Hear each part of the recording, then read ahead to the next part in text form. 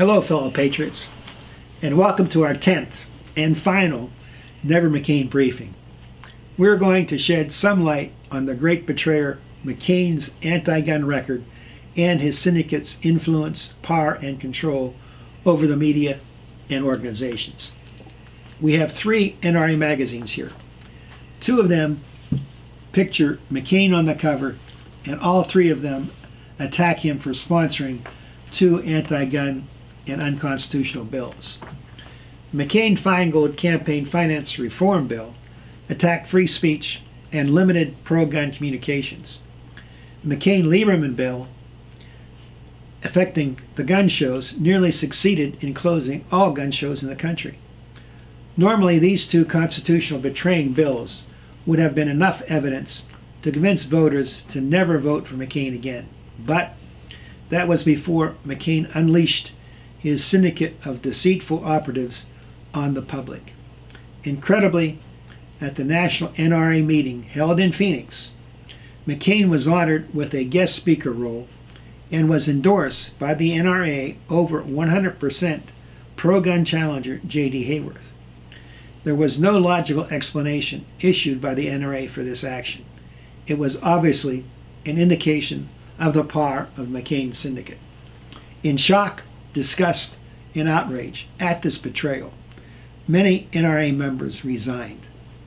We noted that in this 2016 election, the NRA did not endorse McCain over Kirkpatrick.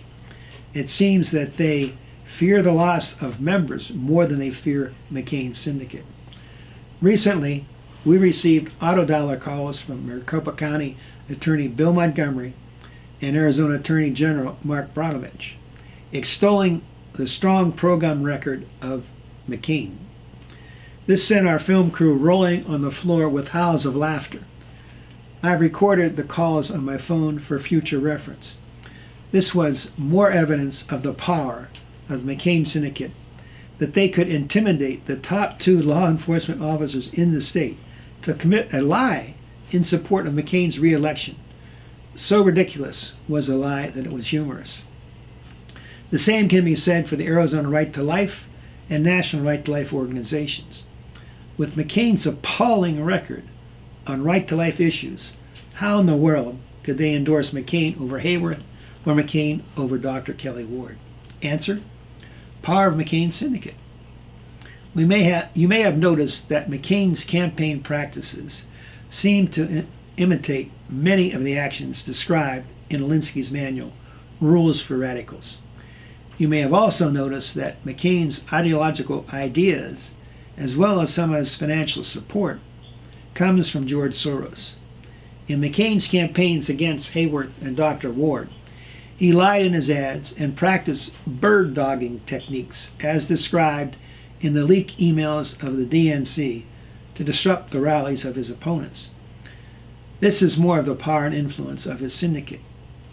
McCain's ties to funding from George Soros, his urging of Obama to admit thousands more Syrian Muslim refugees to the United States, his speech on the Senate floor defending Huma Abedin, his betrayal of Donald Trump, his close relationships to Hillary and the DNC leadership, and all that we have said in the previous 9 briefings are verifiable via a Google search. The point here is that we have not had anyone challenge the actions we have attributed to McCain. They just could not bring themselves to vote for a Democrat. I only had one person tell me that I was an angry man who spent my time hating McCain. That person was none other than Arizona State GOP Chairman Robert Graham. Sounds like he is using Democrat Party tactics to us. Yell hater when you cannot rebut the truth. Graham can use any disparaging terms to discredit us and the thousands of others who consistently voice outrage at the actions of McCain. His actions are obviously leading to the destruction of our republic.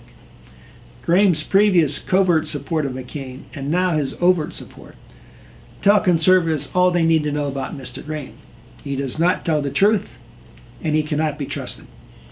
Even Graham has not disputed anything we have said about McCain's record.